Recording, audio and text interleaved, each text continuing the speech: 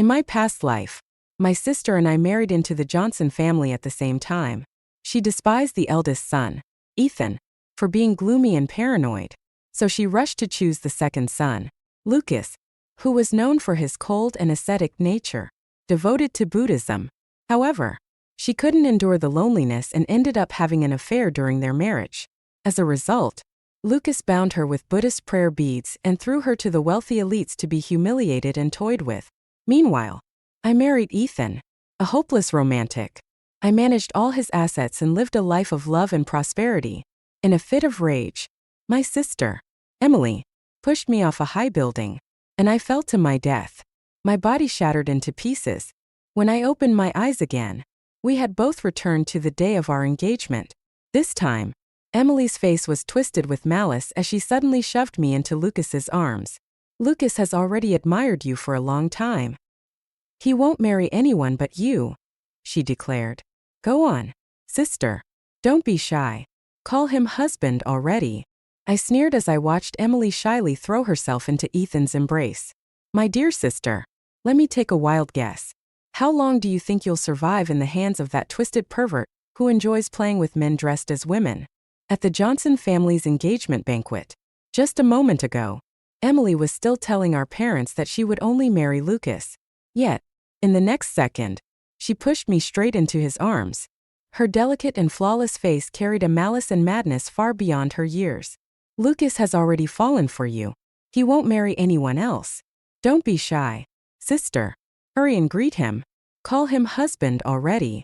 Without waiting for my response, she suddenly shoved me into his chest. Her unexpected action left everyone in the hall stunned.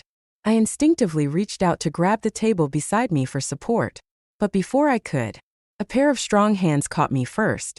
A faint scent of sandalwood lingered around him. It was Lucas. He was a true gentleman. He steadied me and then quickly let go. Miss Sophia, be careful, he said in a deep, unreadable voice, as expected of a devout Buddhist, raised in temples since childhood. He carried himself with an air of detachment, as if removed from worldly affairs. If I hadn't known that in my past life, he had used prayer beads to restrain Emily for 3 days before throwing her to the rich playboys, I might have actually believed in his saintly image. Lowering my gaze, I feigned shyness and softly murmured, "Thank you, Lucas." Men care about appearances, especially powerful men. If I showed even the slightest discomfort or distaste, he might become wary of me. That would only make the days ahead harder. Emily had played this move well, forcing me into this marriage. When I looked up, I caught a glimpse of triumph flashing in her eyes. So, she had been reborn too, and she had returned to this crucial moment. But even if she hadn't pushed me toward Lucas, I would have chosen him myself. After all, he was merely indifferent to women, uninterested in love. But his wealth was endless, and he gave his wife complete freedom, so long as she didn't cross his bottom line. Ethan, on the other hand, was the complete opposite. Not only was he depraved and perverse, but he had a fetish for men dressed as women. The people around him were all well-dressed beasts in disguise. In my past life, the only reason he treated me so well was because I controlled the company's financial lifeline.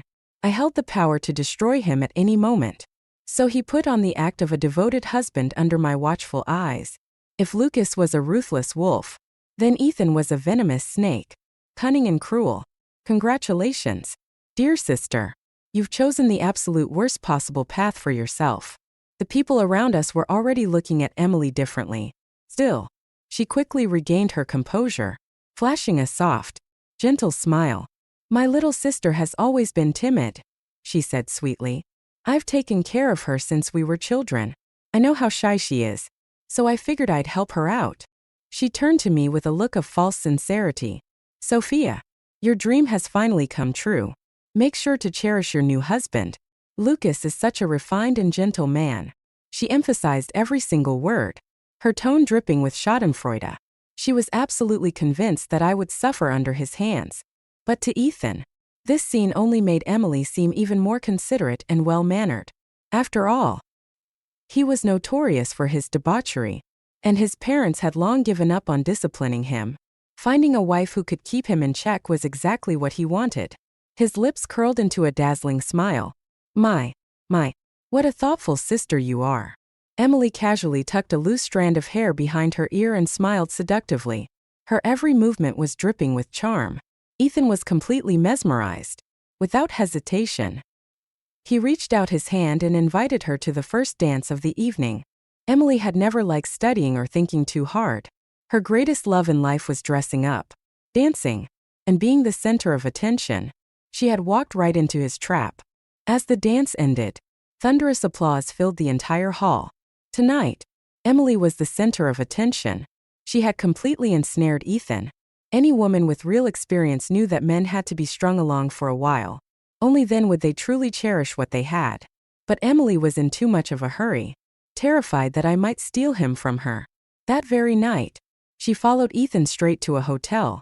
She really couldn't wait. The next day, Emily called me on video, eager to flaunt her victory. She was draped in a silk camisole, her neck adorned with a massive sapphire necklace. Love bites covered her skin.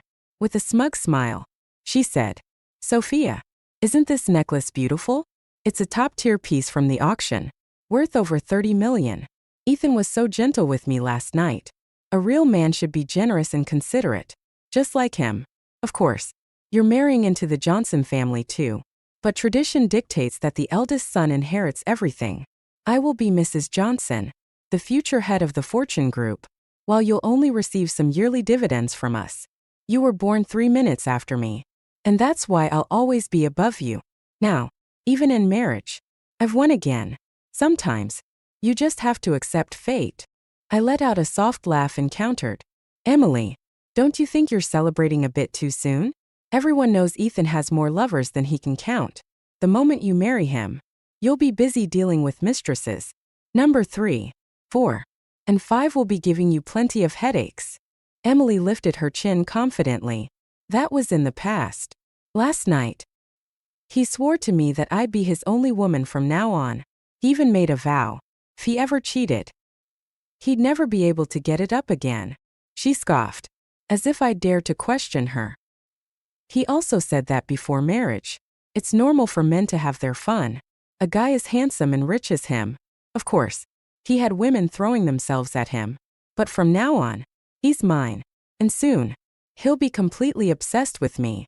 I couldn't hold back my laughter. If men's promises were worth believing, pigs would be climbing trees by now. And we were talking about Ethan, someone who had grown up drowning in debauchery. Every inch of him was rotten to the core. With a smirk, I taunted, "You sound so sure of yourself." Emily's smile widened with pride. "Of course. There's never been a man I couldn't get. He's already proposed to me. The wedding is next month. No budget limit. Everything will be exactly as I want. Sophia, if you're regretting anything now, it's too late. Ethan is your brother-in-law. You better stay away from him. If I ever catch you trying to seduce him, I'll break your legs." Her threat was serious, and I didn't doubt for a second that she meant it. After all, in my past life, she had pushed me off a building, leaving me a shattered corpse. Naturally, I wouldn't tell her about Ethan's issues. That man had played around so much that he had caught certain diseases. Not only was he depraved in his tastes, but sometimes, he even went after animals. Just thinking about it made me sick to my stomach. Meanwhile, Lucas and I were officially engaged, though his cold, detached nature remained unchanged. As a devout Buddhist, he never appeared in person. He merely sent me millions worth of exquisite jewelry. But he was either meditating at a temple, discussing scriptures with monks, or flying abroad to seek wisdom from renowned spiritual masters. Rich, absent, and uninvolved, life was peaceful, and I lived in luxury with complete freedom. Emily, on the other hand, filled her social media with posts flaunting her love life. Endless pictures of kisses, hugs, and post-bedtime glow. Not one to back down. I countered by showing off my collection of luxury jewelry, designer bags, and exclusive auction purchases. My extravagant spending even became a trending topic online. The comment section was flooded with praise for my wealth and independence. A stunning, powerful woman with both money and beauty. Even my likes far outnumbered Emily's. After all, everyone in our circle knew exactly what kind of man Ethan was. Frustrated, Emily left a comment on my post. Material wealth is meaningless. The greatest gift in life is love. I immediately replied, love is expressed through gifts. My dear husband just gave me something even more valuable. Isn't that what love is all about? If you don't have it, it must mean you don't want it. Right. That was the last straw. Furious, Emily called me on video, screaming insults. I hung up immediately. Let her stew in her own rage. Emily and Ethan's wedding was a grand spectacle. They bought an entire private island, a fleet of luxury yachts, and even a private jet for the occasion. The guest list consisted of high-profile figures, the kind of people who frequently appeared on television. During the reception, Emily clung to Ethan's arm, making rounds to toast the female guests. Brimming with pride, Ethan played along, keeping his arm protectively around her waist, shielding her from drinks, occasionally pinching her cheek affectionately. It all looked so sweet, except, of course, it was nothing more than muscle memory for him. He had spent his entire life surrounded by women. After all, Emily, meanwhile, was so blinded by love that she failed to notice how Ethan was exchanging flirtatious glances with women at 5 different tables. These women weren't just guests, employees, or family members. No, they were Ethan's exes and his current lovers. Every single one of them had attended his bachelor party the night before. Some of them were even male models. The host of the wedding ceremony? He had been there too. In my past life, I had gotten my hands on videos of their debauchery, using them as leverage to keep Ethan far away from me. But clearly, Emily was still blissfully ignorant.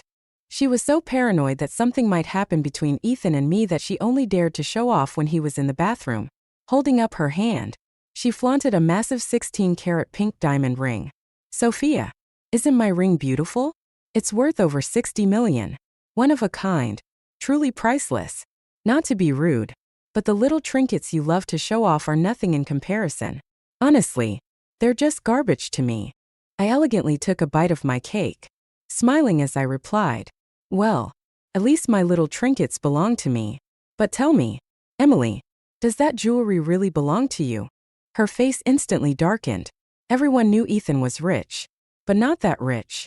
The truth was, these weren't his assets. They belonged to the Johnson family's jewelry collection. He had to request permission before wearing them and return them afterward. Emily's expression stiffened. Of course. It's mine. What? You think it belongs to you instead? She glanced around the grand venue. Look at all these guests. They're all high-profile figures, here to celebrate our wedding. When you and Lucas get married, it won't be nearly as lively. And let me warn you, stay away from my husband. I casually tossed my finished plate into the trash and gave her a serene smile. Relax. I have no interest in garbage.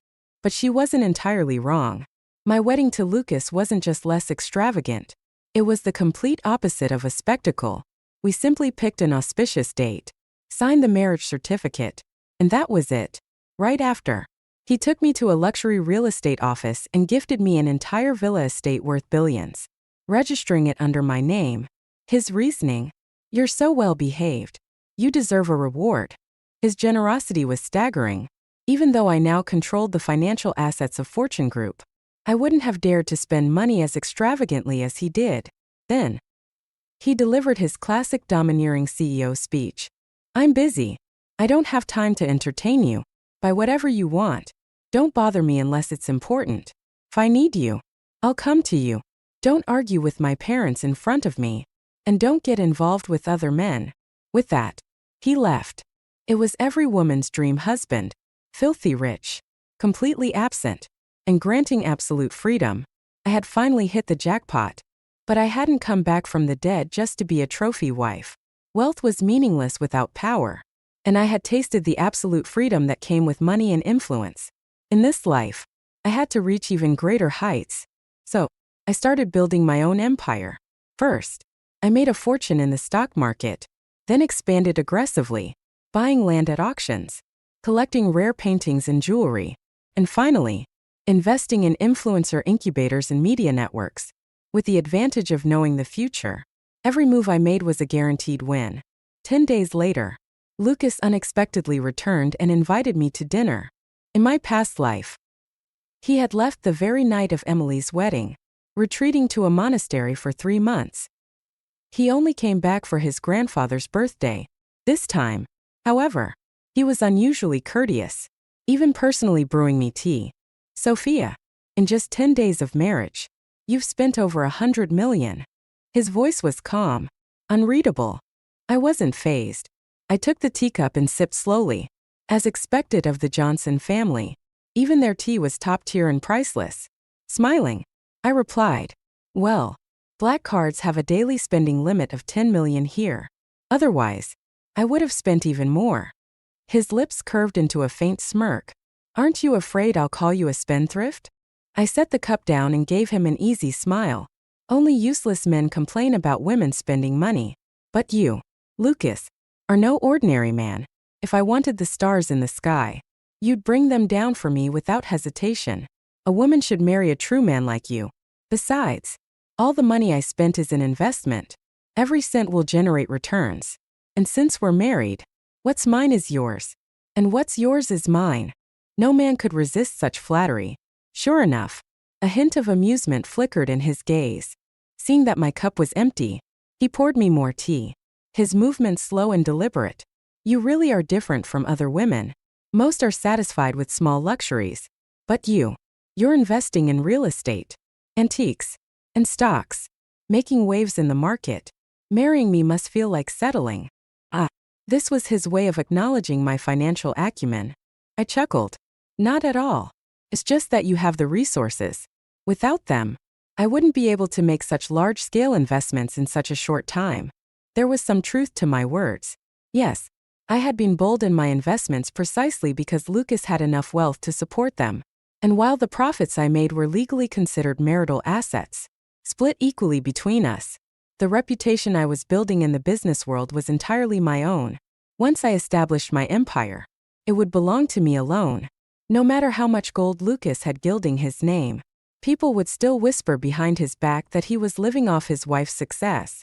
Lucas didn't beat around the bush. You can invest and start your own business however you like. If you need resources, connections, or funding, just ask. But today, I came to see you because a friend of mine is interested in a piece of land you own in the southern suburbs. He wants to build a shopping mall there. Name your price.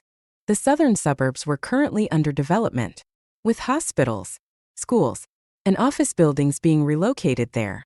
Constructing a large shopping mall would be a guaranteed gold mine. I had originally planned to develop it myself, but later decided it wasn't worth the slow returns. Brick-and-mortar businesses were bound to decline in the coming years. It wasn't worth locking up capital in them. I smiled and nodded graciously. We're family, aren't we? Your friend is my friend. Why talk about money? I'll have the land title sent over first thing tomorrow. Lucas, the ever-detached Buddhist, actually froze with his teacup in hand. That land? It was the very one I had purchased on our wedding day. After selling off the billion-dollar estate he had gifted me and pouring all my stock market earnings into it. If I sold it now, I would be making at least 4 times my original investment. But here I was, handing it over for free. Of course, I wasn't actually that generous. I was using the classic strategy of retreating to advance. If I didn't name a price, the only way for them to compensate me was by offering the highest possible market rate. If they lowballed me, it would only make them look bad. Lucas had seen all kinds of women in his life, but a woman like me, who was both greedy and magnanimous at the same time, was a first. He studied me for a long moment before finally speaking. What's your angle? I maintained a straight face and, without hesitation, spewed nonsense. Isn't it obvious? It's because I like you. 3 sentences, each one subtly cornering him. For the first time, his lips curved into a smile that was different from his usual polite smirk. There was something almost boyish about it. He raised an eyebrow and asked, amused, you expect me to believe that? Clearly, he didn't. After all, he was smart enough to see through Emily's nonsense at the wedding. But this time, I wasn't lying. I explained. You've met my parents. You know how they are. Opportunistic and self-serving. Even if I hadn't married you, they would have sold me off to someone else for power and resources. You are, objectively, the best possible option I had. You prefer a quiet, detached lifestyle. I prefer to focus on business and making money. Our partnership is a win-win." Lucas chuckled, his clear eyes glinting with interest. For his entire life, he had been forced to stay in the background, told to be humble, to never overshadow his older brother. But I was different. Bold, ambitious, and unapologetically assertive. I was everything he had never dared to be. Before long, he started taking me to gatherings with his inner circle. Unlike Ethan's so-called elite social circle, young heirs who were nothing but spoiled trust fund brats indulging in vice, Lucas's circle consisted of true power players.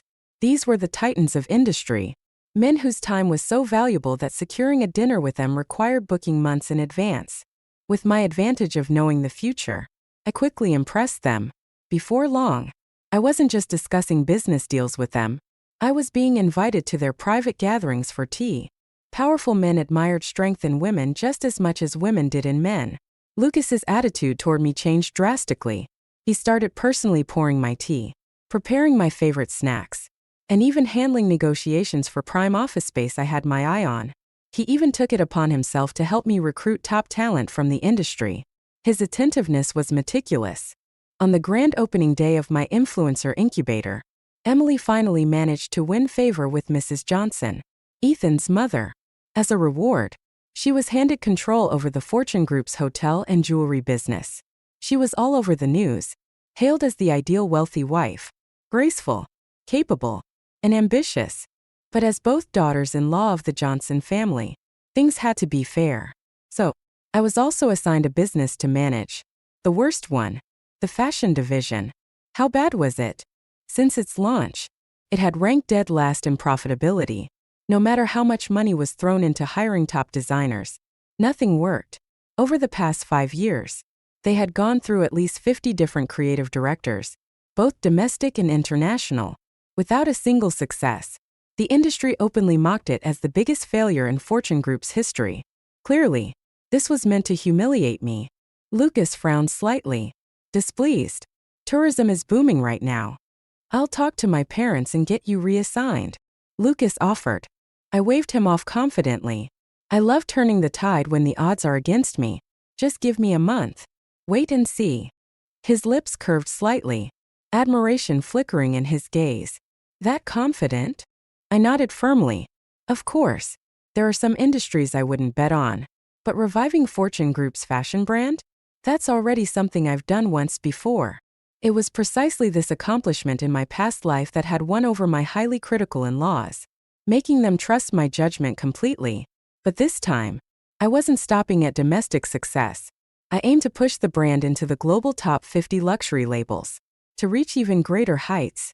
Lucas verbally expressed his trust in me, but deep down, he was still worried that I might run the company's fashion division into the ground. For the first time, he stopped visiting temples, stopped discussing philosophy with monks, and instead, began following me everywhere. He worried someone at the company would try to sabotage me, or that I wouldn't be able to navigate the internal politics. But once he stepped into the company with me, he quickly realized that I wasn't the type to be bullied. Without hesitation, I fired 2/3 of the old employees, most of whom were just there for an easy paycheck, relying on connections rather than competence. They had driven away genuinely talented newcomers, stifling any chance of progress. When they tried to appeal to higher management, Lucas personally shut them down. By the afternoon, they had all quietly submitted their resignation letters. Next, I went to the country's top art schools, asking professors to recommend their best students. Those who performed well were offered direct employment. Every week, I held themed design competitions, with the first prize at $300,000, the second at $200,000, and the third at $100,000. Winners would be immediately hired as full-time designers. This way, students could study while gaining real-world experience, and those with real talent could secure a job before graduation. It was an irresistible opportunity. The competition was fierce, with young talents fighting tooth and nail for a spot. They got money and career prospects, while I acquired fresh, high-quality designs at a fraction of the cost. At the same time, I launched a digital marketing campaign, gaining massive exposure. Finally, I held a fashion launch event, inviting industry leaders, socialites, and celebrities. No one dared to turn down an invitation from Fortune Group. They all attended, expecting just another formal networking event, only to be surprised by what they saw. The designs were genuinely stunning. By the end of the show, every showcase piece had been pre-ordered on the spot, and the new collections were completely sold out. A decade of financial losses, recovered in one move, and with that, my name became a legend in the industry. Meanwhile, I also set my sights on Emily's hotel and jewelry businesses. It didn't take much to expose hygiene violations at her hotels. Videos of towels being used to wipe toilet seats went viral. Then, accusations surfaced that her jewelry designs were plagiarized. When taking down an opponent, aim for the weakest spot. Emily, who had once boasted that she would always be ahead of me, was dealt a devastating blow. Desperate to save face, she poured a fortune into suppressing the negative press. But by then, it was too late. People saw her for what she was, an incompetent fraud. Then came Old Master Johnson's birthday. It was a small family gathering, only 3 tables of relatives. In the past, Ethan had always been the star of these events, showered with praise and flattery as the heir apparent. But this time, when I arrived holding Lucas's arm, the dynamic shifted. Relatives who had once ignored him now stood to toast him, offering words of admiration. Of course, in such situations, I modestly credited Lucas for everything. Even Old Master Johnson himself offered Lucas a seat beside him, an unprecedented move. To me, these gestures were meaningless, just another superficial display. But for Lucas, who had never received such recognition before, it was monumental. That night, for the first time in his life, he drank in front of others. He got tipsy, and when we got home, he seduced me.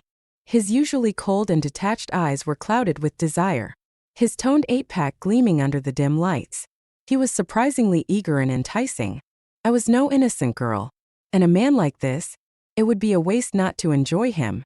That night, Lucas, who had once lived like a celibate monk, was thoroughly broken in. After getting a taste, he became insatiable. He clung to me constantly, at night, and even sneaking in moments during the day. And he became even more generous. First, he gifted me high-end jewelry and real estate. Then, he transferred 5% of Fortune Group's shares to me. It might seem small, but those 5% shares brought in tens of millions in annual dividends.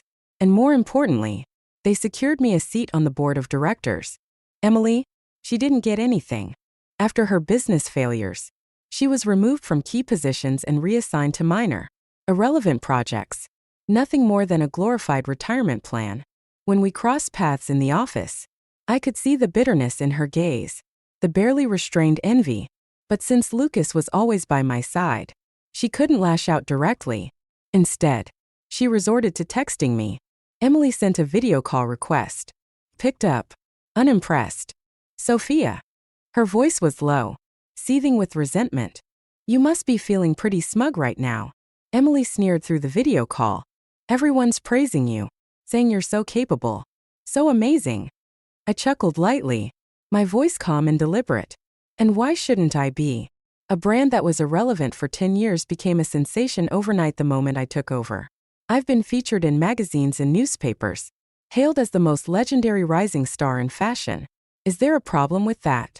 Emily's face turned red with fury. She snapped. You just got lucky. What's there to be so proud of? If I had taken over that project, I would have done it even better. And even if you did succeed, so what? At the end of the day, my husband is the one inheriting the company. I am the rightful Mrs. Johnson. You and your husband's dividends still have to pass through our hands. Once Ethan inherits Fortune Group, the first thing I'll do is kick you out. Just wait and see. I smirked, my tone laced with mockery. Kick me out? And how exactly do you plan on doing that? I own 5% of the company's shares now. You'd better pray my dear husband stays as passive and indifferent as always. Otherwise, Fortune Group might just end up with a new master. With that, I hung up the call, leaving Emily seething with frustration and drowning in the realization that she was facing a threat she had never anticipated. From that moment on, she became obsessed with pushing Ethan to work harder. pressuring him into new investments and projects, urging him to prove himself. Unfortunately for her, Ethan had spent his entire life indulging in luxury and debauchery. He wasn't built for hard work. The more she pushed, the more he resented her. Sure enough, at the next family gathering, Ethan, usually composed and gentlemanly in public, lost his temper at Emily in front of everyone. His voice was sharp, his words dripping with disdain. "Can you just shut the hell up already? You keep comparing me to Lucas. If you think he's so amazing, why didn't you just marry him instead? And you have the audacity to criticize me? If you had even half the intelligence of my sister-in-law, maybe you wouldn't have run the hotel business into the ground. Marrying you was the worst damn luck of my life." His furious outbursts silenced the entire room. All eyes turned toward them. Emily, who had been spoiled and coddled her whole life, had never experienced such public humiliation before. Her face turned bright red, her voice trembling with grievance. "I did all of this for you. You're the eldest son. You're supposed to take on more responsibility. And the hotel's failure isn't just my fault. I asked for your help, but you were always too busy to care." Excuses. She was an expert at playing the victim, at twisting the narrative to absolve herself of blame. But unfortunately for her, Ethan had grown up surrounded by women his whole life. He had seen every manipulative trick in the book, and he had long since lost patience for them. "Cut the damn act," he spat, his face twisted in disgust. "I've put up with this bullshit for too long." With that, he turned and stormed off, leaving Emily humiliated, surrounded by whispers and judgmental stares. But I wasn't done yet. That very night, I made arrangements for Ethan's true love to make a grand entrance. A stunning beauty from Thailand, one of the most famous transgender women in the industry, gorgeous, with an impeccable figure, and most importantly, someone who knew exactly how to play. The moment I saw the footage from my private investigator, I only managed to stomach 0.01 seconds of it before shutting it off. It was vile. I anonymously forwarded the video to Emily, along with the name of the bar and the private suite number. Half an hour later, she stormed into the club, livid. She wasn't alone. She had brought a whole entourage of her friends, ready for war. But this time, Ethan didn't react the way he usually did. In the past, whenever Emily caught him with other women, he would let her cause a scene, allowing her to slap and chase off the mistresses to make her feel like she had the upper hand. But this time, Ethan protected the transgender woman. Not only that, but he turned around and slapped Emily. Twice. Emily was stunned, completely dumbfounded. Then, she snapped. Screaming, she lunged at Ethan, punching and kicking him in a blind rage. But Ethan was already drunk and disgusted with her. This time, he didn't bother holding back. He fought back without mercy. His so-called friends, who had once cheered her on when she fought off his previous flings, did nothing to stop him. Instead, they laughed and egged him on. It wasn't until a waiter came in to serve drinks and saw the commotion that security was finally called in to break it up. Emily was rushed to the hospital. 3 broken ribs, a fractured nose, and she still had no idea. This was only the beginning. Emily also suffered a concussion. That night, the Johnson family's direct relatives all went to the hospital to visit her. She lay in a luxurious VIP hospital suite, her body wrapped in bandages, surrounded by extravagant floral arrangements and fruit baskets. She basked in the attention, enjoying the lavish display of sympathy as everyone comforted her, calling her a victim and scolding Ethan for being too brutal. They demanded that he apologize. But Ethan, when drunk, was completely out of control. Not only did he refuse to apologize, but he cursed loudly. "She deserved to get hit. She throws tantrums at home every damn day. And now she's trying to control me even outside? She's just a shameless bitch who doesn't know her place." Old Master Johnson was so enraged that he slapped Ethan twice on the spot. "You worthless scum. If you keep this up, you're no son of mine." That sobered Ethan up real quick. His lifelong dream had been to inherit Fortune Group. Realizing the severity of the situation, he immediately bowed his head and apologized profusely. He swore that he would never fool around again, never lay a hand on Emily again. To prove his sincerity, he even promised to gift her a private estate worth over $60 million. This was all Emily needed to hear. Her anger dissipated instantly, and she softened her stance, acting as if she had only lashed out because she loved him too much. And just like that, they made up. A scumbag and a fool. Truly a match made in heaven. After the commotion, Emily specifically asked me to stay behind. She gave me a condescending smile and said, "Sisters fight. Couples fight. It's all normal. If there's no fighting, there's no love. Don't be fooled by how bad I look right now. It's really not that serious. I just need a few days of rest, and I'll be fine. Besides, after all this, everyone now knows how devoted I am. Ethan feels guilty, and I even got a whole new estate out of it. So, in the end, I won." Her ridiculous self-rationalization was so absurd that I actually laughed. "Emily, you really are cheap. So you traded half your life for a $60 million estate? That's all it took." She smirked, her tone filled with superiority. "You wouldn't understand. Unlike your husband, mine actually comes home every night. You're practically living like a widow. What's the point of having a man if he's never around? At least I have a husband by my side." I let out a cold chuckle, my voice dripping with mockery. I may not understand the fun of physical fights in a marriage, but I do know one thing. Ethan has very unusual tastes. He's not exactly picky about his partners, if you know what I mean. You might want to get tested for STDs, just in case. Emily's face turned deathly pale. Her voice trembled as she stammered, That's impossible. He wouldn't do that to me." But even as she denied it, her hands frantically pressed the call button for the hospital staff. She had been so focused on getting pregnant and securing her position as Mrs. Johnson that she hadn't taken any precautions. While she rushed to get tested, I wasn't idle either. I anonymously uploaded Ethan's most incriminating videos, the ones of him fooling around with transgender escorts and physically assaulting Emily. Multiple platforms, multiple websites. It was the perfect time for the public to feast on the drama. And the cherry on top? Emily's test results came back. She wasn't pregnant, but she had contracted several sexually transmitted diseases, some of which would stay on her medical record forever. Treatment would be lifelong. And if she still wanted children, she'd have to wait at least 3 years. At the same time, Ethan's scandal went viral. The internet exploded with outrage, calling him a monster for both his chaotic private life and his abusive behavior. Fortune Group's stock plummeted, losing nearly $570 million in value overnight. Public trust in the company was at an all-time low. A shareholders' emergency meeting was called immediately. Ethan, who held the position of vice president, had no choice but to resign. But I wasn't finished.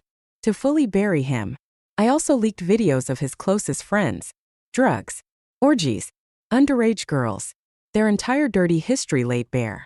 One by one, they were arrested and subjected to drug tests. Ethan, of course, was among them. While his tests came back negative, it didn't matter. The public had already made up their minds.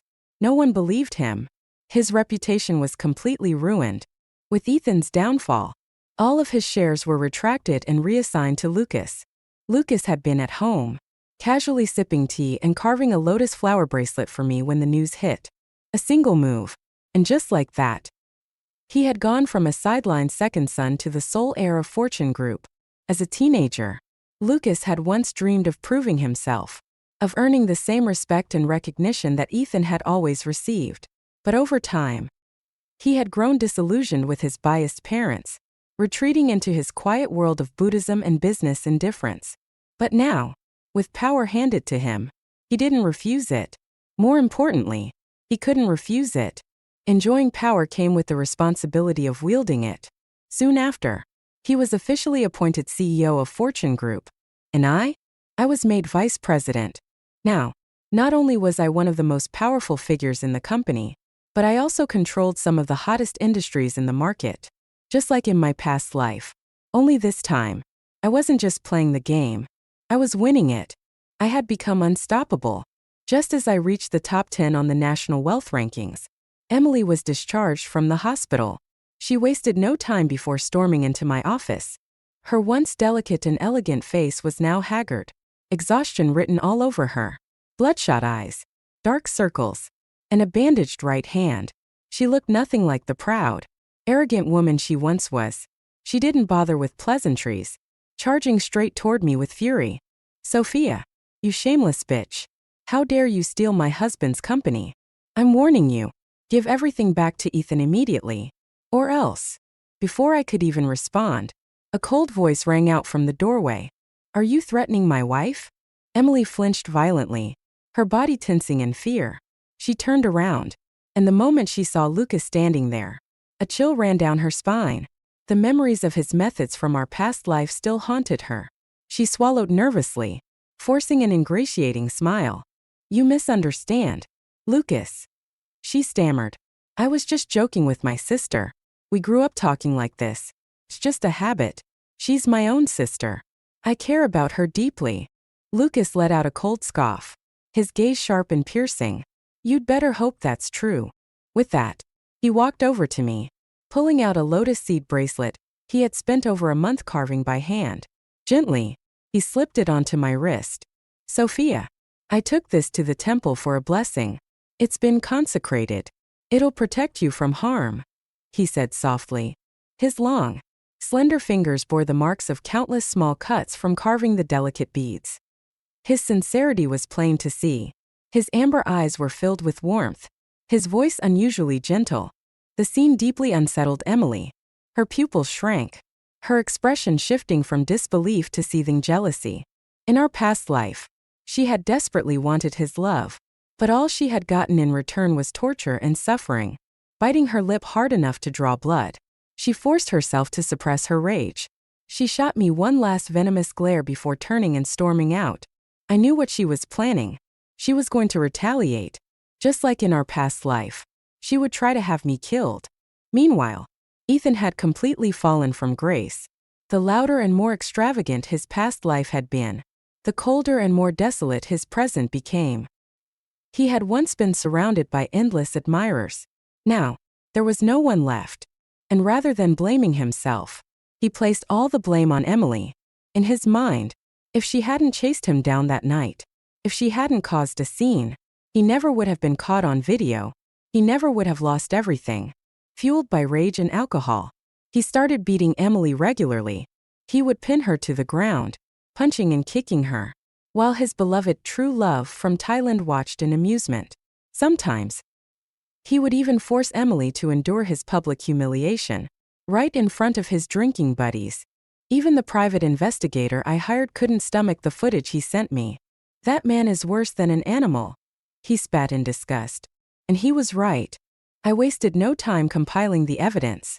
Videos of Ethan's violence, his financial fraud, his embezzlement, and his involvement in smuggling operations. I was ready to bury him. But before I could act, Emily came looking for me. She even brought coffee. She asked to meet me on the rooftop. The exact same setup as in our past life. I accepted her invitation without hesitation. When I arrived, the wind whipped through Emily's crimson silk dress, making the fabric flutter dramatically. Her exposed skin was covered in bruises and cigarette burns. As I stepped forward, she turned to me, her lips curling into an eerie smile. "Sophia," she murmured, her voice ice cold. "You really are easy to fool." Feigning confusion, I tilted my head. "What do you mean?" She took slow, deliberate steps toward me, her smile twisting into something sinister.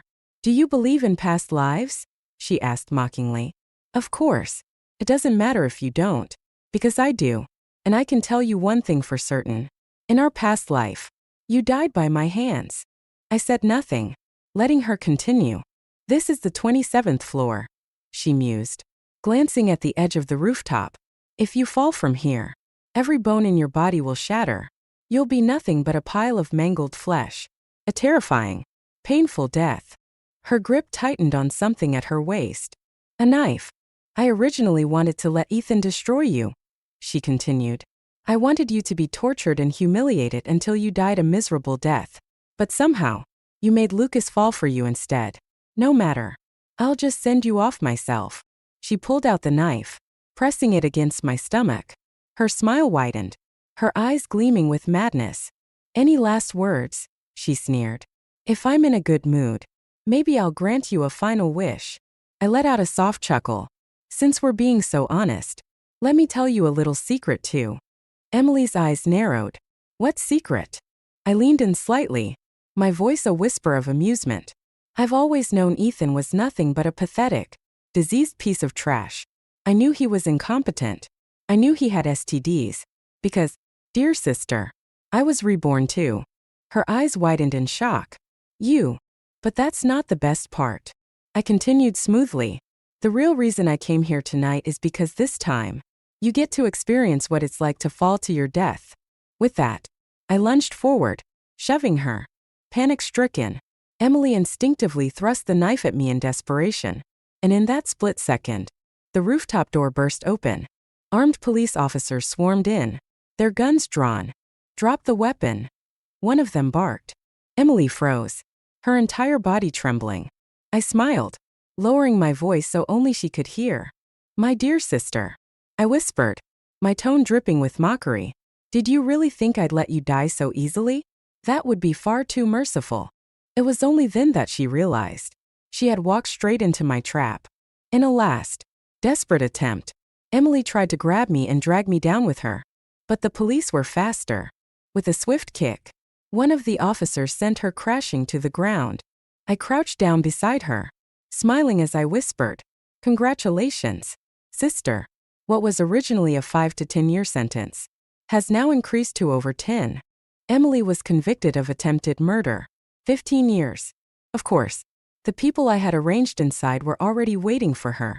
Every second of those 15 years would be pure hell for her. And the day she was finally released, that would be the real judgment day. As for Ethan, his fate was sealed as well. He received a 25-year sentence. Maximum penalty. Rape of a minor. Human trafficking. Smuggling. Financial fraud. The list went on. A man like him was the lowest of the low in prison, even without me lifting a finger. He would be tormented to his last breath. That same day, Lucas officially stepped down from the forefront of Fortune Group, assuming a symbolic role. He publicly declared that I would be the true leader of the company. At the shareholders' meeting, he stood tall and addressed the room with unwavering confidence. Sophia is more capable than any vice president this company has ever had. Only under her leadership can Fortune Group reach the pinnacle of this industry. Don't ever say that a woman is weaker than a man. And don't ever say that a woman can't handle this responsibility. I dare say that not a single person here, not even myself, is more qualified than her. He swept his gaze across the silent boardroom. Understand this clearly. We need her as our CEO. She does not need us. A long moment of silence followed. Then, Lucas personally stepped forward, opened the door, and invited me inside. One by one, the board members stood up, bowing their heads in respect. Good afternoon, President Sophia. I took my seat at the head of the table, a smile playing on my lips. Shall we begin the meeting? Here is the ending for your story, ensuring consistency in tone, style, and character names. Under my leadership, Fortune Group didn't just regain its former glory, it soared to the top of the industry. Every sector I invested in flourished, becoming a benchmark for business success. The name Sophia Johnson became synonymous with power, wealth, and dominance. Lucas, true to his word, remained in the background, allowing me to take full control. He continued his peaceful, reserved lifestyle, occasionally attending industry events when necessary, but behind closed doors, he was anything but distant. With each passing day, he grew more possessive, indulging in his newfound addiction, me. As for Emily, prison shattered her. Gone was the arrogant woman who once boasted about her status. Years of torment broke her spirit, and when she was finally released, she was nothing but a shell of her former self. The moment she stepped outside, reporters swarmed her, ready to broadcast her disgrace to the world. But she never made it far. That same night, she disappeared, vanishing without a trace. Rumors spread. Some said she fled the country in shame. Others claimed she was taken care of by the very people she had wronged. I never bothered to find out. Ethan? He never lasted. Within a few years, his body was found lifeless in his cell. Cause of death? Unknown. No one mourned him. No one cared. And me? I stood at the peak, looking down at the empire I had built. The revenge I sought was complete. The power I desired was in my grasp. And the man I once thought untouchable, the cold, distant Lucas Johnson, now belonged to me entirely. He leaned in one evening. His deep amber eyes locked onto mine, voice low and magnetic. "Sophia," he murmured, tracing a finger along my wrist, where the lotus seed bracelet still rested. "You have everything now. Power, wealth, respect. Tell me, what's next?" I smiled, slow and knowing. "The world," I whispered. And with that, I sealed my fate as the woman who had it all.